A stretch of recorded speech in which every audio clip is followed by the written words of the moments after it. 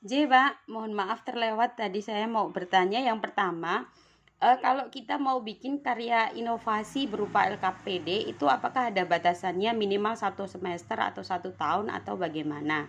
Kemudian yang kedua, Pak, saya itu sering menggubah lagu dan saya tuliskan di buku khusus gitu. Nah, itu termasuk karya inovasi mboten nggih, Pak? Sering banget saya menggubah lagu, misalnya saya pas tema ini saya gubah dengan nada naik-naik ke puncak gunung, naik-naik ke puncak gunung dan lainnya kayak gitu. Itu udah ada banyak yang saya gubah.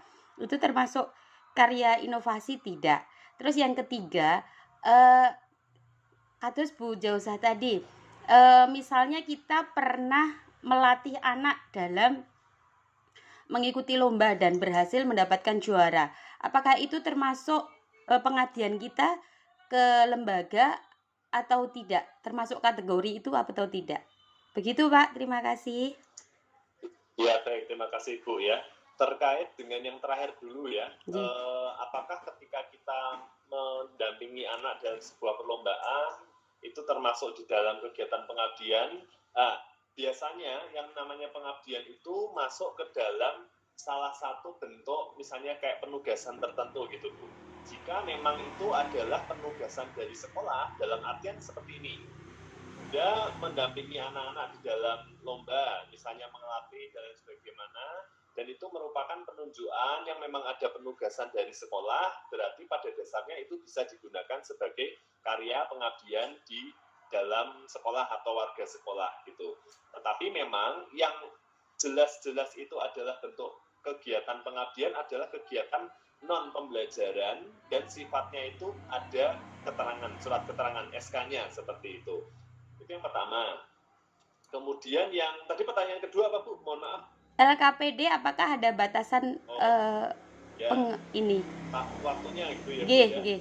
Jadi seperti ini, kalau Ibu membuat seperti kegiatan ya atau istilahnya LKPD gitu, itu memang tidak diberikan yang namanya durasi waktu tertentu. Jadi misalnya LKPD satu pertemuan saja, asalkan itu otentik buatannya Bunda sendiri, itu bisa diklaim, tidak Oh, masalah. nggih, nggih. Gitu. Jadi tidak harus ada satu semester satu saja, tidak.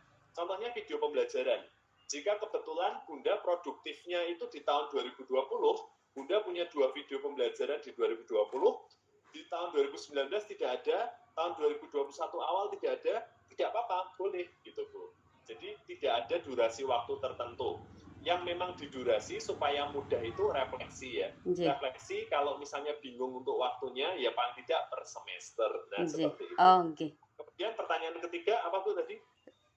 Saya sering mengubah lagu, Pak. Itu termasuk Oh inovasi ya, tidak?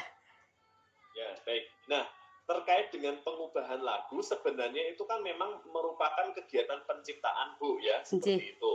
Itu sebenarnya masih memungkinkan, hanya saja seperti ini. Jika memang itu biasanya sudah ada dasar lagu jadinya, kemudian Ibu seperti hanya mengganti saja, itu memang nampak belum terlalu inovatif seperti itu. Berbeda dengan ketika Bunda itu punya lagu sendiri, menadakan sendiri dengan membuat kata-kata sendiri seolah memang betul-betul karya seni lagunya itu buatan Bunda. Nah, itu sebenarnya inovatif.